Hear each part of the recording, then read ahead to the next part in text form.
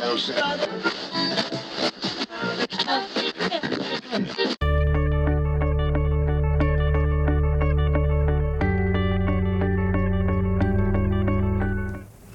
guys! Today i-review ko itong Dermacol Film Studio Barrandov Prague makeup cover. Nabili ko siya sa Dermacol Philippines, pero Facebook page lang siya. Ito yung box niya.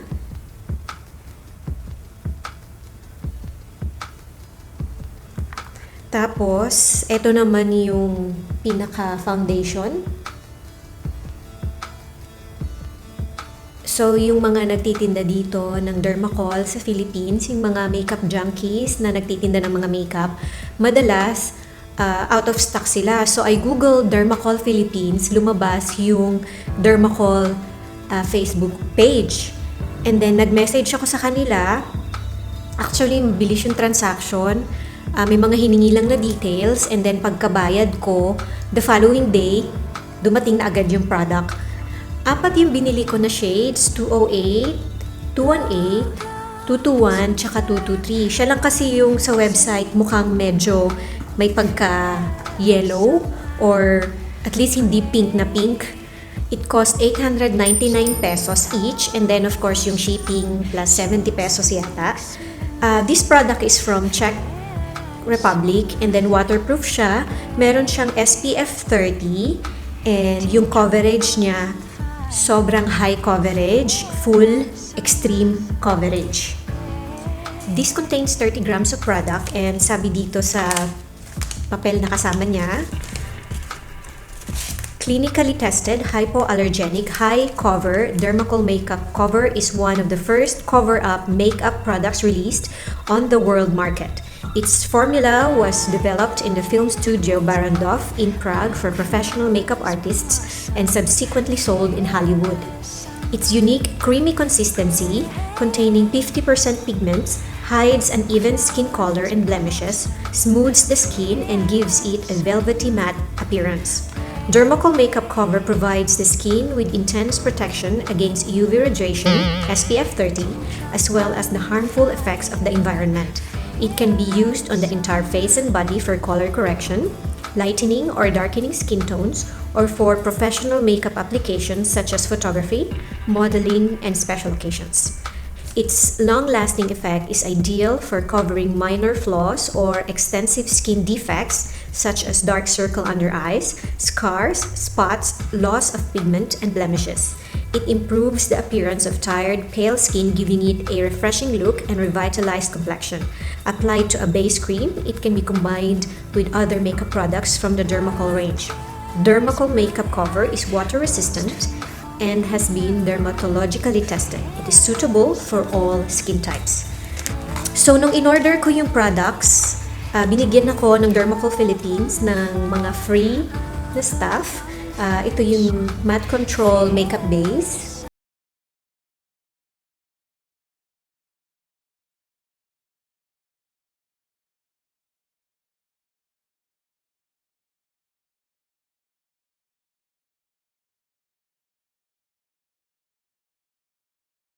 So makikita ninyo dun sa application mamaya, ginawa ko, konting-konting lang yung kinuha ko kasi sabi nga is extreme coverage siya and ayoko naman ng super kapal na foundation. Pinanipis ko rin siya para makita ko din kung gaano kalayo yung mararating nung sobrang konti na product. And gamit ko na siya now. Kaya niyang tanggalin yung kulay ng mukha mo. So kahit na pinanipis ko siya, kung hindi ako naglagay ng blusher, sobrang patay yung kulay ko. Ganon kataas yung coverage nung foundation. I hope na paliwanag ko ng maayos. Yung shade ko, 218, close naman siya sa skin tone ko. And sabi nga dun sa ibang nag-review, nag-oxidize siya. So, tignan natin mamaya kung mag-oxidize pa. Pero as of now, maganda naman yung kulay niya. Sa ngayon, gusto ko yung finish. Gusto ko yung coverage. I can't imagine pag nilagay mo siya ng sobrang pack na pack yung sobrang kapal. Kasi ito pa lang, parang kinuha na niya yung kulay ng balat mo. Naglagay din pala ako ng sobrang konti na concealer. And ang ginamit ko na concealer, yung Makeup Forever na HD kasi hindi rin siya makapal, manipis lang siya. Makikita ninyo mamaya paglagay ko ng foundation dun sa under eye, na-cover niya yung eye bags ko. Sabi kasi pwede rin siyang gamitin as concealer. Pero hindi ko masyadong kinapalan yung lagay kasi although manipis nga yung nailagay ko, na-cover na niya yung under eye and at the same time parang feeling ko magki-cake up siya kasi nagbubuo na siya kanina pa so hindi ko na masyadong kinapalan, naglagay na lang ako ng separate na manipis lang na concealer. Sobrang konti lang kasi na-cover na nga niya yung under eye circles.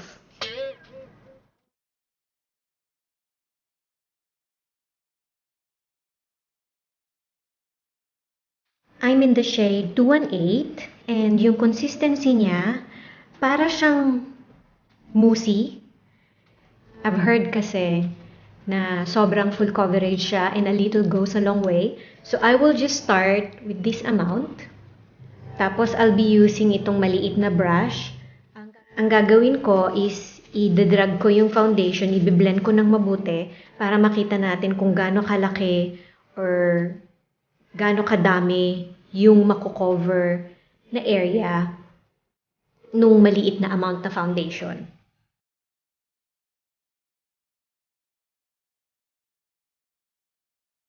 Medyo maputi siyang tingnan sa akin ng konti, pero sabi kasi nag-oxidize siya. So, tingnan natin.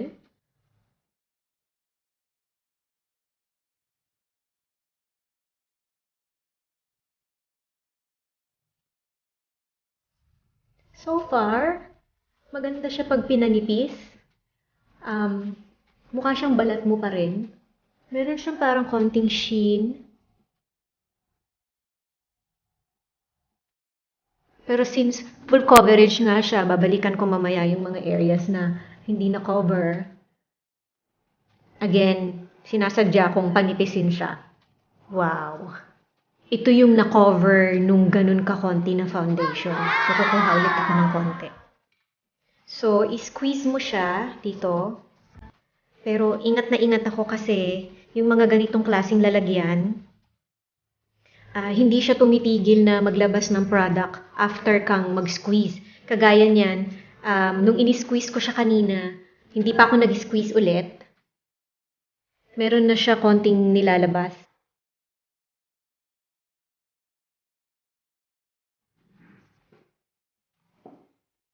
So, i-scoop ko lang siya nitong maliit na brush. Tapos, ganito lang ulit kadami. Medyo mahirap siyang i-blend ng konti. Pero kasi hindi ako naglagay ng primer, pwede daw siyang kapalit ng concealer mo. Pwede siyang gamitin as concealer.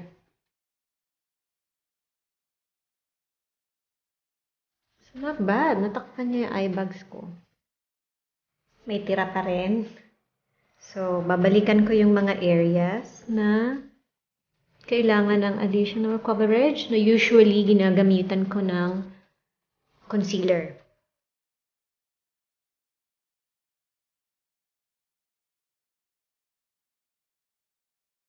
Wow. Wow. Grabe, ang tipid niya. Imagine, pinanipis ko pa yan ha. Tapos para lang akong nag-i-spot concealing. Pero, ang ganda na ng coverage niya. So, isipin nyo na kung sobrang kapal nung pagkakalagay ko, yung kagaya ng ginagawa ko sa ibang foundation pagka gusto kong sobrang naka-full coverage.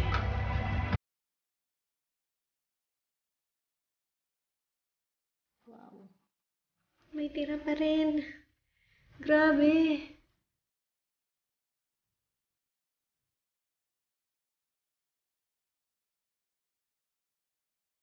Naubos ko na lang siya pero grabe yung coverage. Meron siyang konting amoy pero sobrang faint. Almost parang wala ngang amoy. Pero meron eh. Hindi siya mabaho. Hindi siya amoy chemical. Totoo, yung sinasabi nila na a little goes a long way. Meron pa rin tira. Grabe. Na-cover niya.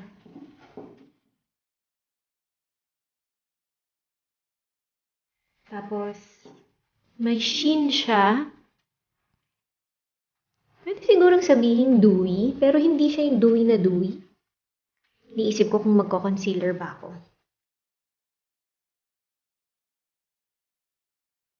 Pero na-cover niya yung under eye ko. Sige na nga, maglalagay ako ng konting concealer. Pero, ayan guys, tingnan ninyo yung under eye ko. Pwedeng hindi ka na mag-concealer.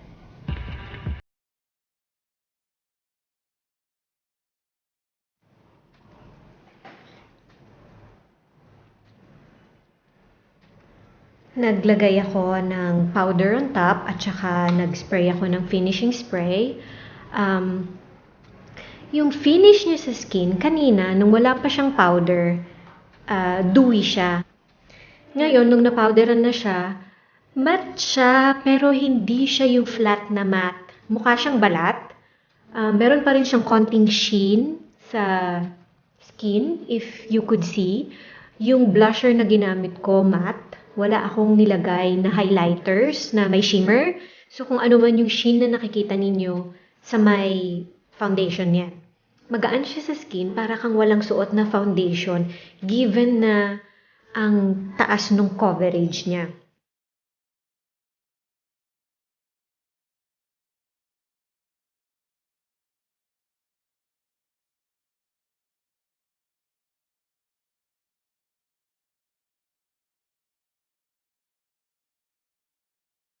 Maganda yung oil control niya. Usually kasi by 3 hours, yung mga foundation na nag-oil up ako agad, may konti na oil dito sa forehead, tsaka dito konting-konti. Nag-concentrate lang yung oil dito sa ilong.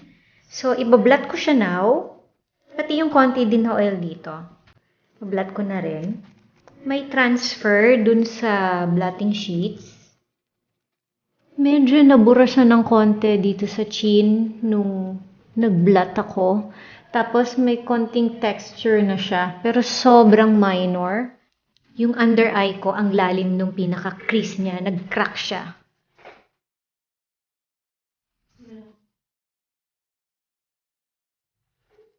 So, try ko na i-blend ulit.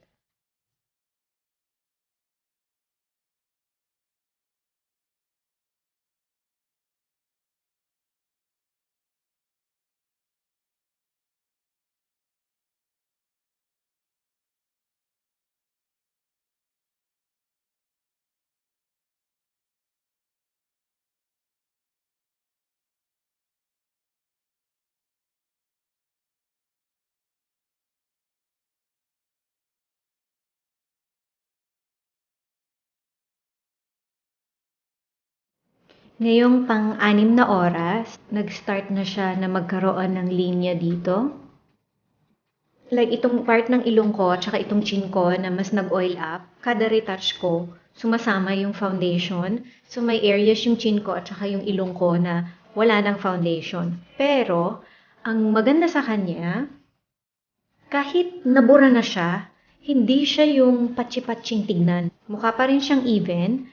Tapos, pwede mo pa siyang i-blend ng konti, wala na ulit yung linya. Yung sa under eye lang, kanina pa siyang may malalim na lines. Yung concealer na ginamit ko na sobrang konti lang, yung HD concealer ng Makeup Forever, hindi ako nagkakaroon ng lines na malalalim doon. Habang nilalagay ko pa lang kanina yung foundation, nakikita ko na nag-create na siya ng line.